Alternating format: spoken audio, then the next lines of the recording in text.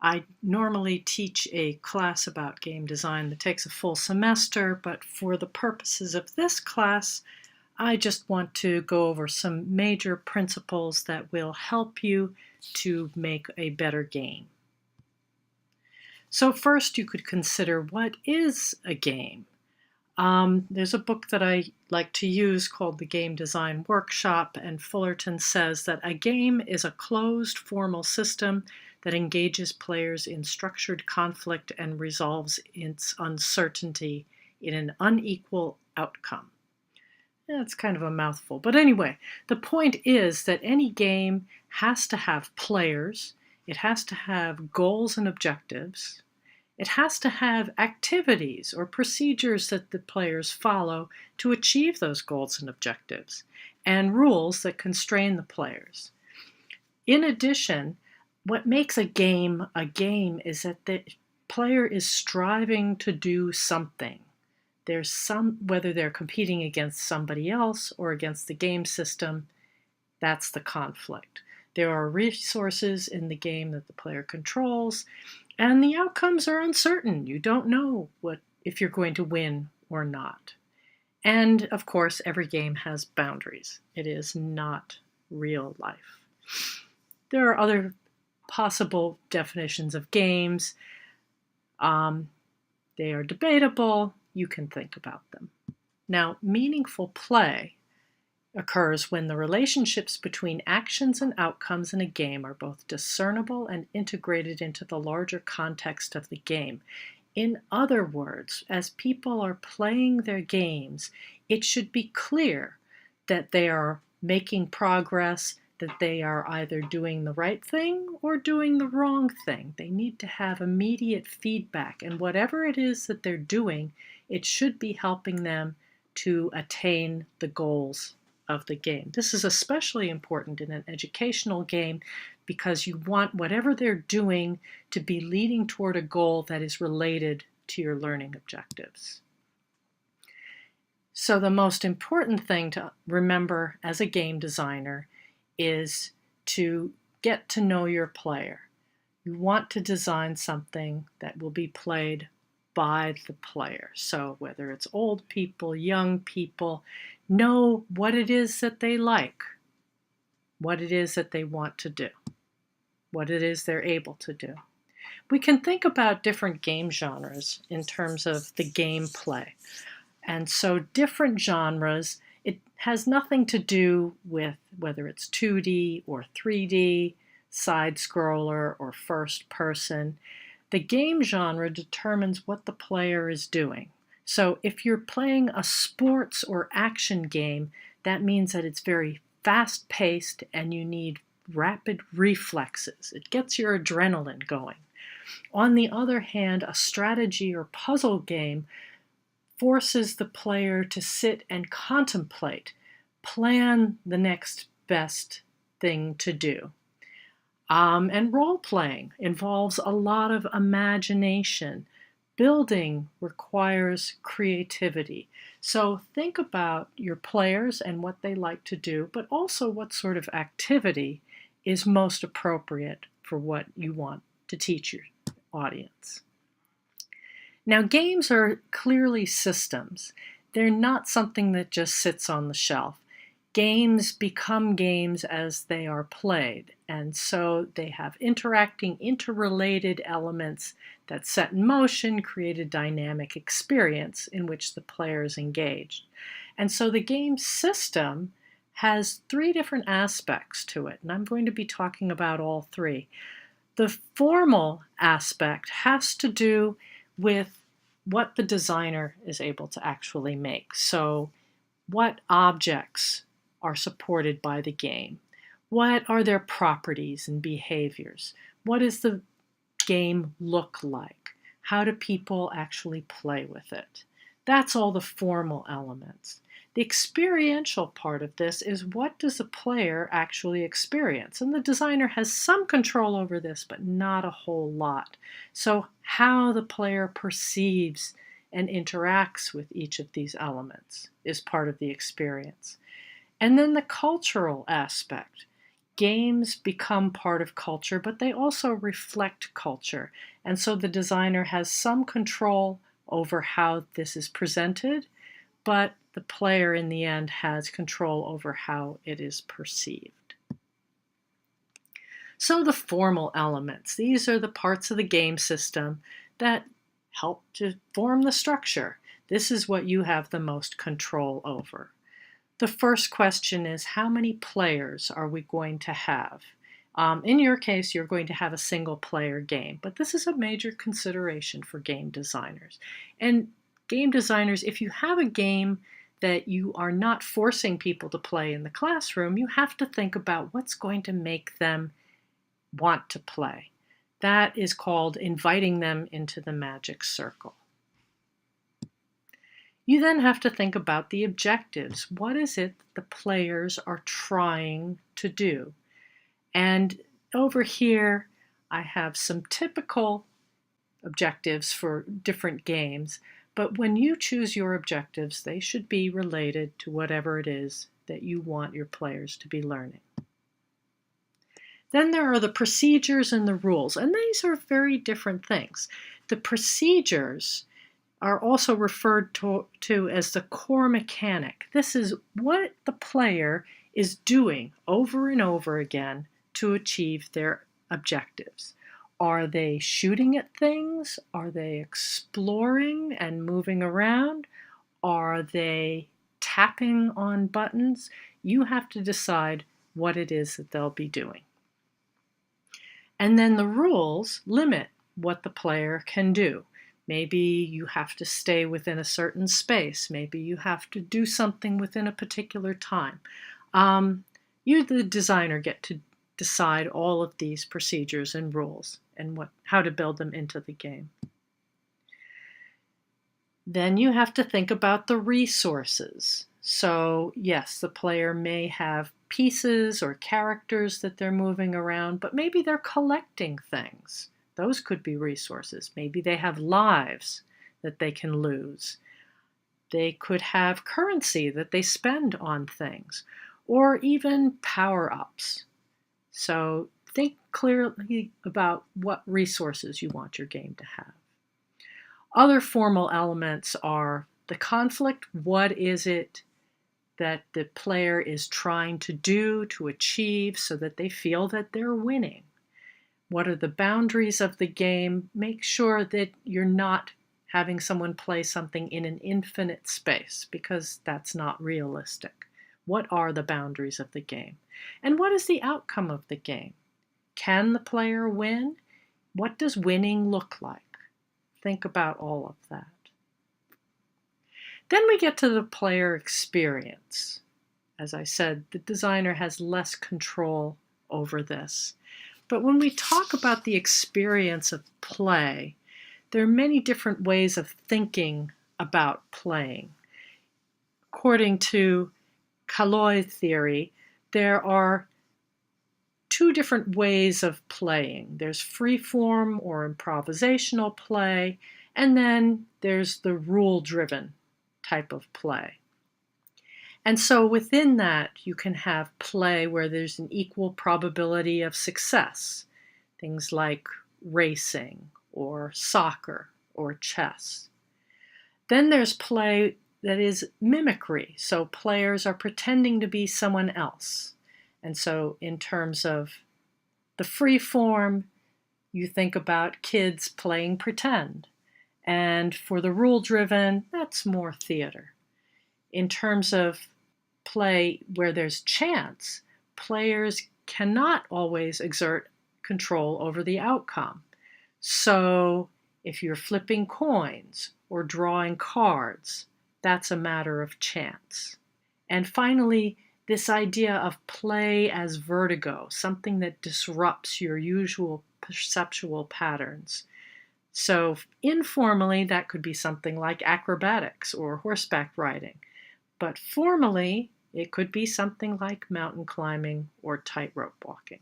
So lots of different ways of playing with things. On the other hand, Brian Sutton Smith in 1997 talked about the ambiguity of play and different ways that we play Playing with the mind is like daydreaming.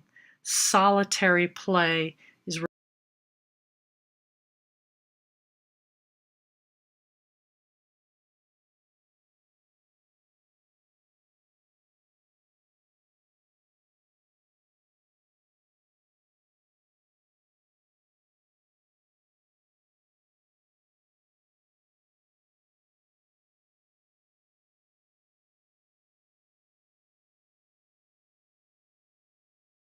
as in skydiving. I also found this play pyramid to be very interesting. This was proposed by Krujewicz and Wallace in 2010 as a way to classify different types of toys. So with the toys, you have challenge, fantasy, and sensory elements, and then also a fourth dimension in terms of construction. And so you can position any toy in here.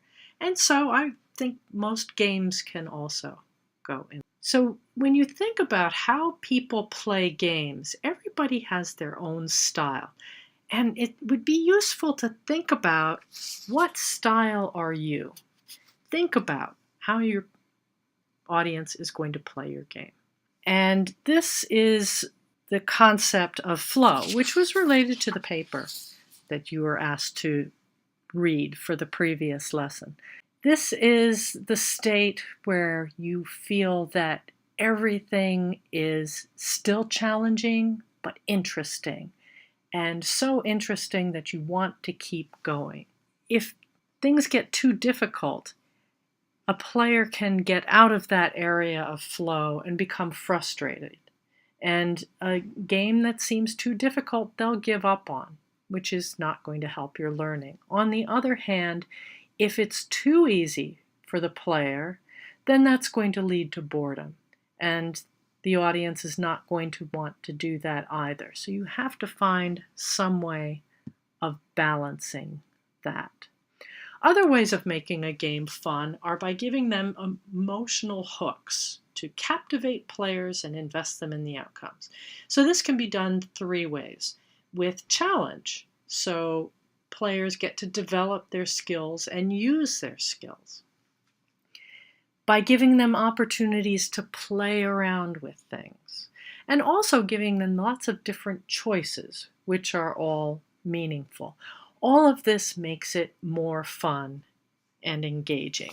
Of course, you want to look out for fun killers. Fun killers are things like micromanagement. Don't tell them what to do step by step. Arbitrary events that don't make any sense. Predictable paths or insurmountable objectives. All of these are fun killers. So make sure you don't have any of those in there. Nicole Lazzaro wrote a very interesting paper and has done some studies on what she calls her 4 keys to fun. There's easy fun, which is where people get pulled into a game. So they're curious. They get to play around with something, see how something works. Everybody likes to discover new things. Hard fun is where you've learned how to do something and now you have achievable steps requiring increasing skill and challenges. So you're developing skills, getting better at it, leveling up in the game. People fun.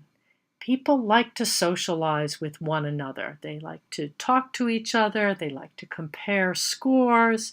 They like to challenge one another. Or maybe cooperate with one another.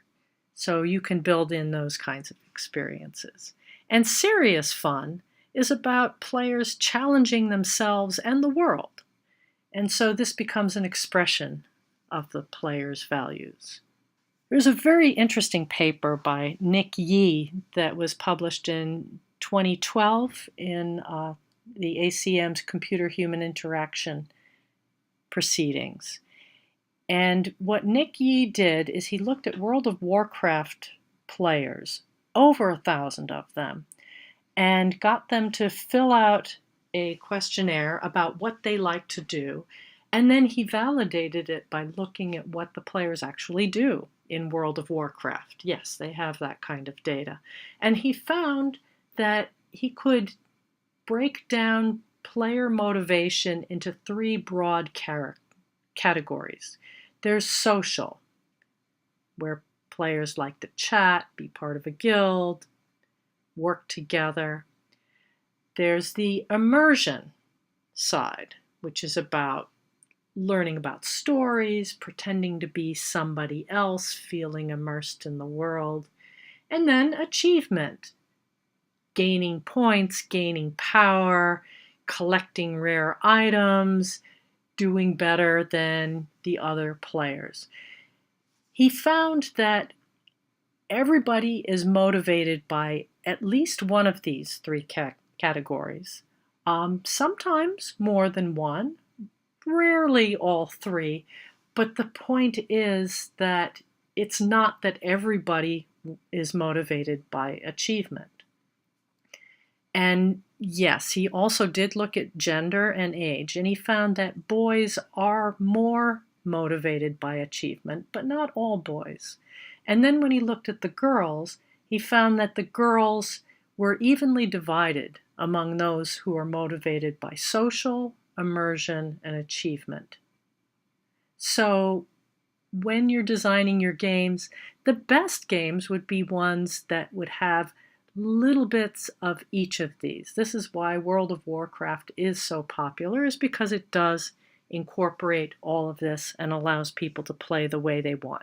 Another way you can keep things interesting is with variable rewards. And so experiments have shown that if you give rewards at a regular rate, very predictably, people soon get bored.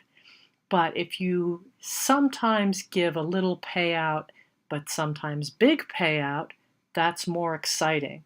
And also, if there's a variable schedule, if you don't know when you're going to get the payout, that makes it more exciting. So that's why slot machines are so very popular as a way of gambling. Another way to make your games engaging is with a story. And so if you have a story behind your game, it'll give the players something to be interested in. It will give them a motivation for completing the game. And storytelling, of course, is also used by game designers to market the game and also to create more dramatic tension. So when you have a story in a game, there's the dramatic premise. This is what puts the player in the story and makes it meaningful. So for example, in Mortal Kombat, you have humans battling to defend the Earth against evil demons. And so everything in the game is about that. Whereas with Super Mario Brothers, you're defeating the evil king and saving the princess. So what is the overarching plot that's going on? You also have a theme for your game, which is the underlying message. So in Monopoly, the theme is get rich fast as you can and don't worry about anybody else. Whereas in The Princess Bride, the theme is love conquers all. And in Harry Potter, the theme is that even the smallest, most unlikely person can save the world. So if you do have a story, think about what is your theme and how are you going to show what that is. You can show the theme in your characters, in the design, but even in the setting. You can tell from where something's happening, whether it is joyful or dismal, relaxing or stressful. And although you do want things to follow a reasonable storyline, sometimes something a little exciting, a little unexpected can make the game that much better. So that's all the player experience. What about games as culture? Games are cultural. Some online games have their own forums. Of course, chess players study one another's moves, but games are also influenced by culture. There are these different manifestations of culture. So we have externally the symbols of a culture. So as an American, think about it. What kinds of symbols do we have? Well, we have the flag, we have our cuisine, maybe McDonald's or Disneyland are symbols of our culture. Then we have our heroes, and we have many, many different heroes, from George Washington to Martin Luther King Jr.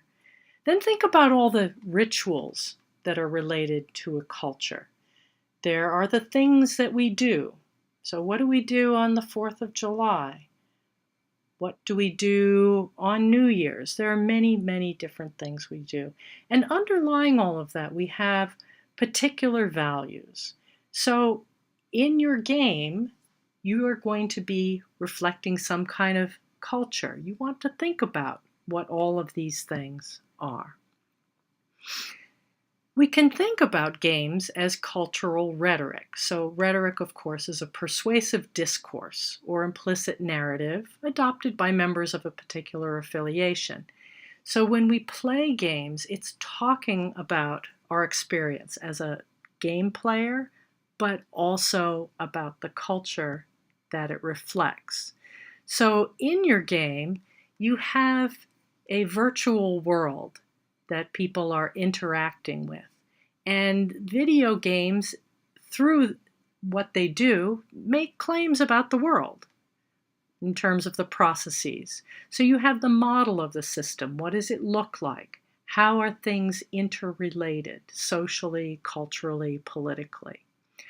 And then as players are doing things in the game, some things will work and some things won't work. And this may or may not be true to real life. It will be a reflection of ideas about how things work. And so in the end, a game will reveal some ideological biases. I do have links here to some different types of games you may want to look at. Games that are about culture can do one of three things. They can reinforce the culture, say, this culture is good, and here's how it works, and here's why you need to know about it.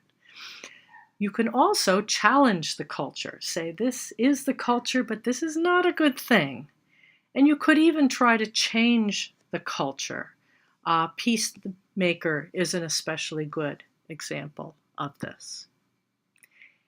And so in the end, even as culture, games are systems composed of designed elements that interact to produce emergent cultural effects. And so whatever you are doing, you need to be aware of what kinds of biases are you presenting, what kind of culture are you reflecting. So I realize I've given you an awful lot to think about, but I do hope that you keep these things in mind. And be sure to go back to the PowerPoint slides and review them and think about how all of this is going to affect your game.